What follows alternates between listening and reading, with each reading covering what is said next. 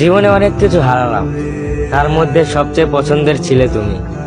যদিও গল্পটা ছিল অল্প, তবুও তোমাকে মনে রাখবো মৃত্যুর আগ পর্যন্ত। তুমি ছিলে আমার জীবনের সবচেয়ে পছন্দের মানুষ।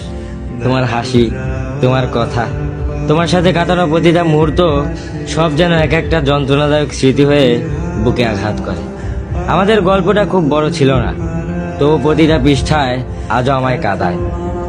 আলো আধারের মাঝে একটা সম্পর্ক, যেখানে তুমি ছিলে আলো, আমি ছিলাম ছায়া। আজ তুমি নেই, তবুও প্রতিদিন তোমায় খুঁজি।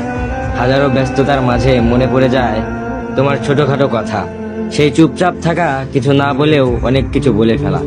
বিশ্বাস করো, এই হৃদয়টা কারো জন্যই আর জীবিত হবে না, কারণ সত্যিকারের ভালোবেসেছিলাম তোমায়।